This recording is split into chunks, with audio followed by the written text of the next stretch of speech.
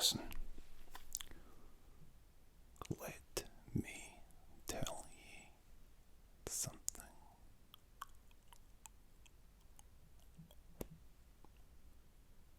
I didn't become chairperson by sitting on my jacksie, idle, drinking cold juice all day long.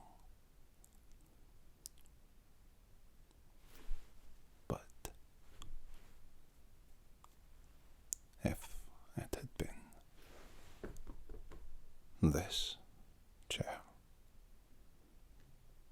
maybe I would have.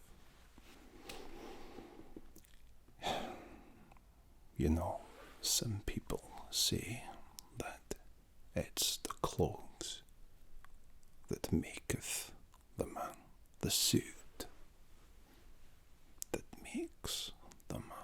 Well, I'll tell you right now, the suit doesn't matter, and neither does the gender.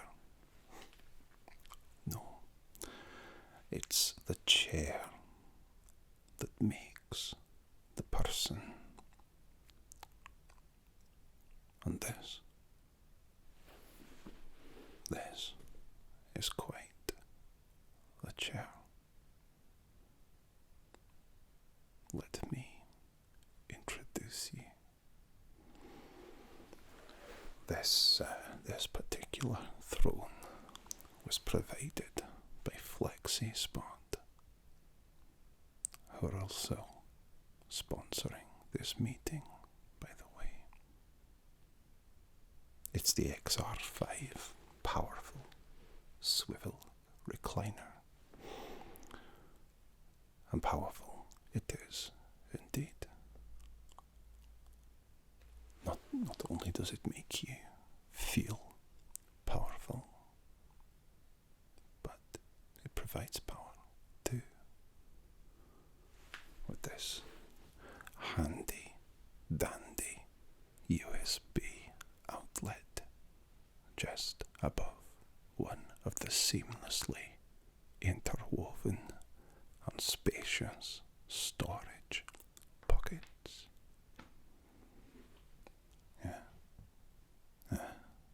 The buttons. Take a look. Welcome to 127 degrees of relaxation. Just when you think you can't get any more comfortable, it just keeps going. Forget 40 winks. Have as many as you like. But if you're feeling a little more energetic, then you can take in the scenery with up to 270 degrees of super swivel. Feeling a little fidgety? Not to worry. The XR5 has a gentle rocking function. It goes to and fro, to and fro. You'll feel just like you're back in the arms of your ma. My favourite feature, though, is the simply satisfying ergonomic design. However, I said I'm supported. And let me tell you right now, I didn't become chairperson without support. And I wouldn't be sat here right now in front of you without the generous support of FlexiSpot. So, if you fancy treating your bum to a seat that sings with all the bells and whistles, then, well, head over to the FlexiSpot website and take a look at the XR5, or browse the full range of their magnificent merchandise. And rest easy, you won't regret it. Now, why did I call you in here? Ah, yes.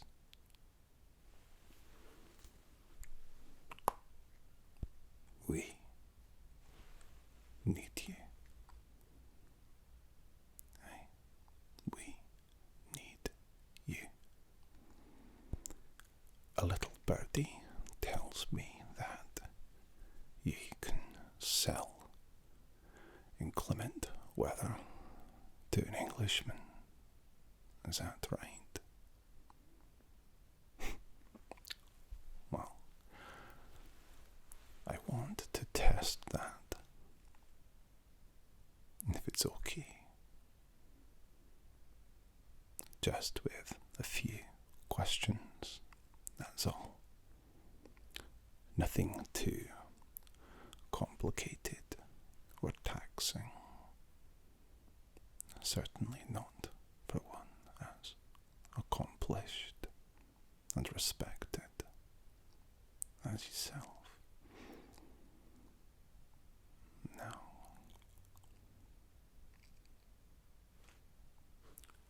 when you got here, I tried to sell you a chair, did I not? Do have a look. It's worth it. But I would like you, with all of your marketing know-how, to sell me something. Can you do that? Good.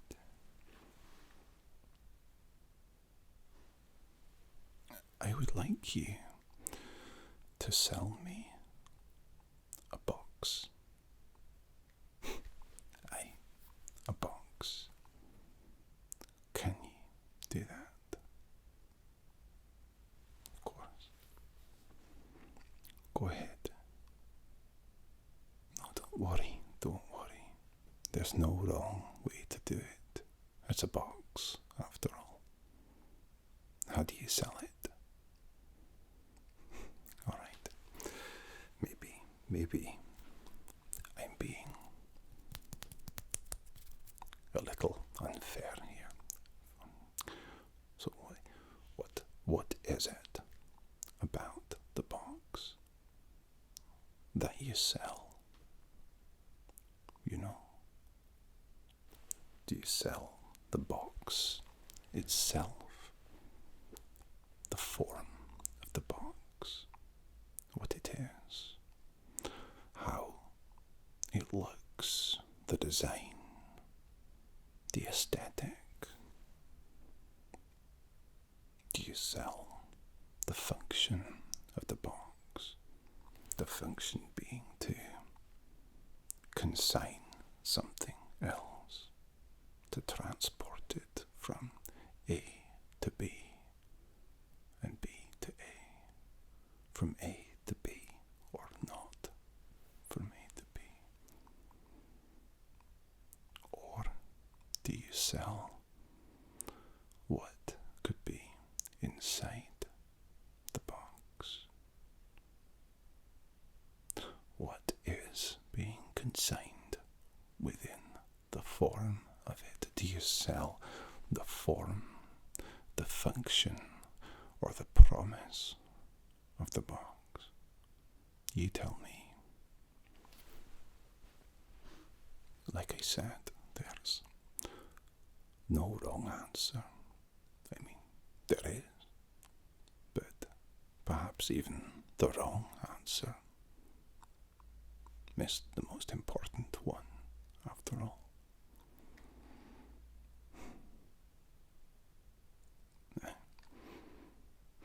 No, you're not wrong. It's the thing that we all do. You know, when I started as a copywriter in marketing, I was advised the following: write whatever you like. Write what you think people want to read. What will make them buy the product.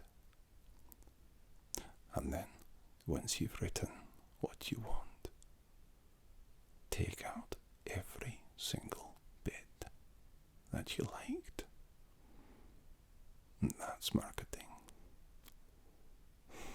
Now, I'm not sure I agree with that entirely, but it does make you question, what is it you are selling to me? Yes? The box, the form, the function, the promise. Well, what you sell is essentially none of those things. You sell the prospect of owning a box, not the box itself. Do you see what I mean? To that end, you don't sell the function, you don't sell the form, you don't even sell the promise of the box. You are selling the idea, the prospect of owning it. The very idea, concept of ownership. The fact that everyone else owns a box. It doesn't matter what they do with it. Whether they're putting things in it, putting nothing in it, sending it from A to B, from B to A, or not, from A to B and B to A, or just looking at the damn thing. The idea is you're selling the fact that other people own it, and you could too. Does that make sense? It's sort of an old marketing adage. Whatever you think, do the opposite. Does that make sense? No, not really. Why? You should sell what is being sold. If you've got a box, you should sell what the box does, what it is, or who made it, perhaps. But if you think that you're selling the idea of owning a box, it changes the way that you sell it.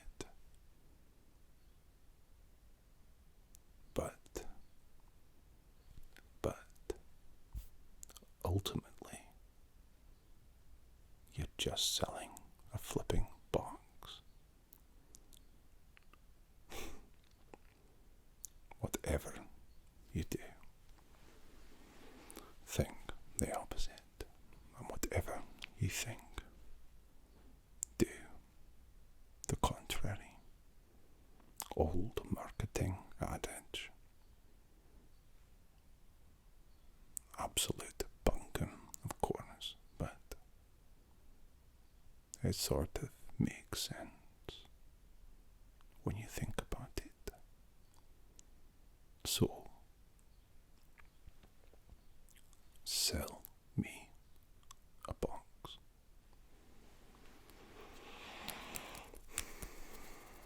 I'm listening. I'm a comfortable captive audience.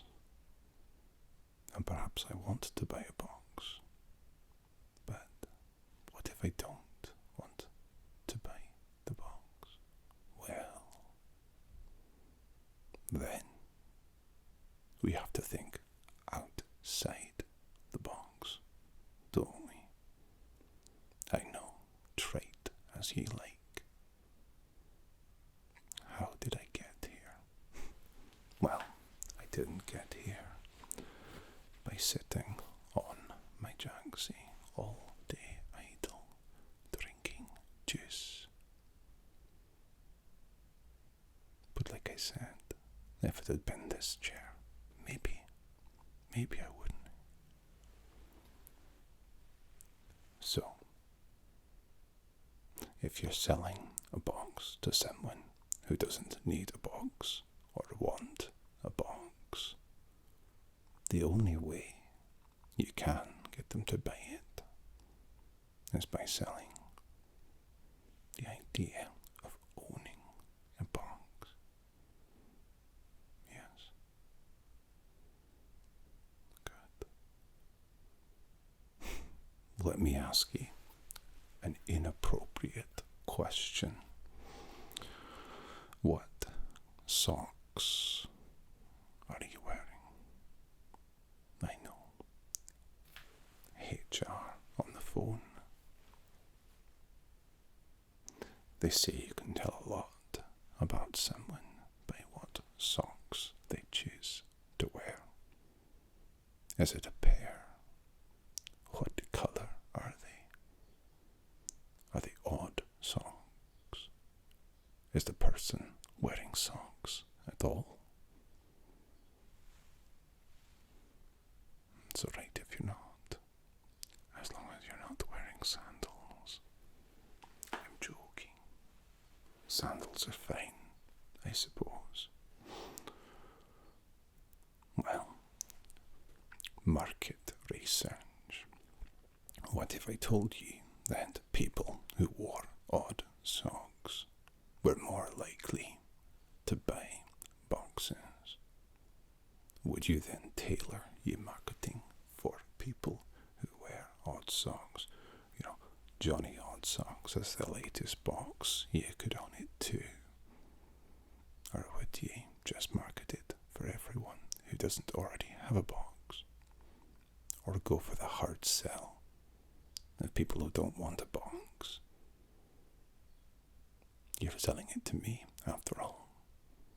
I've got lots of boxes everywhere. Believe me, I don't need any more. But can you persuade me to buy them? Make me buy a box?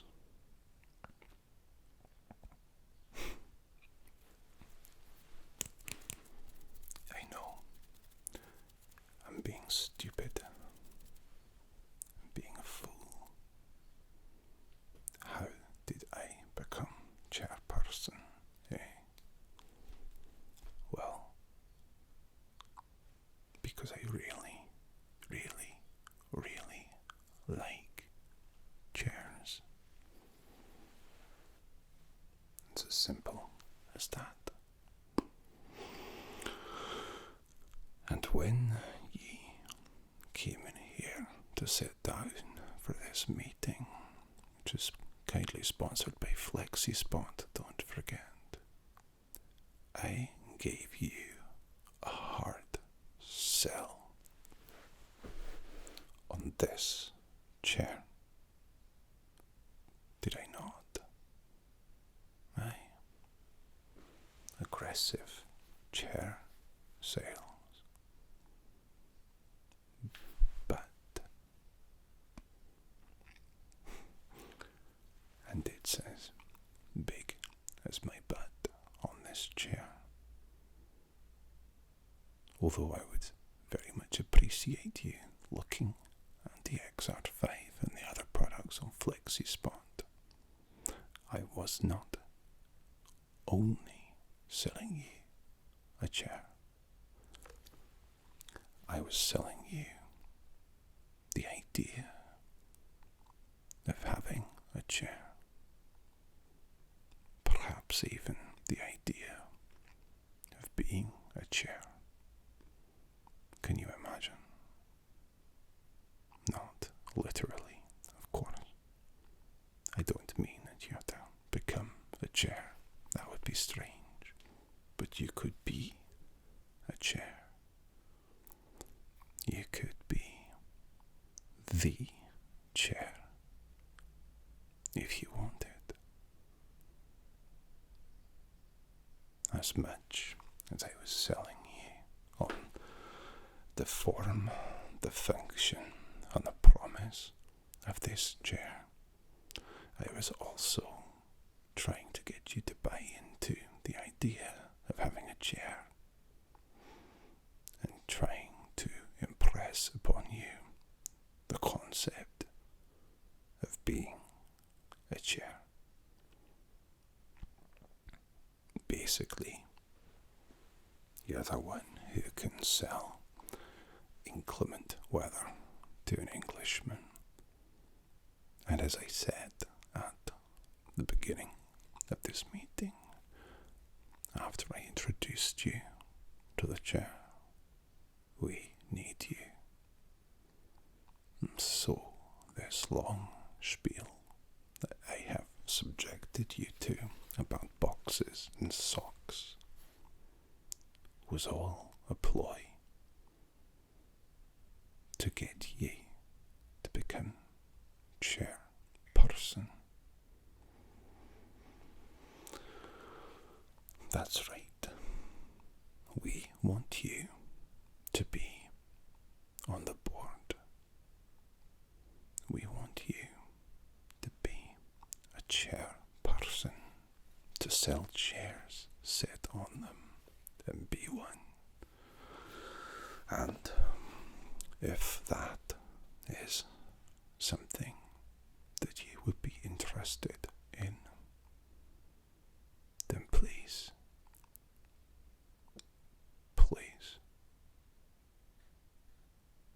just take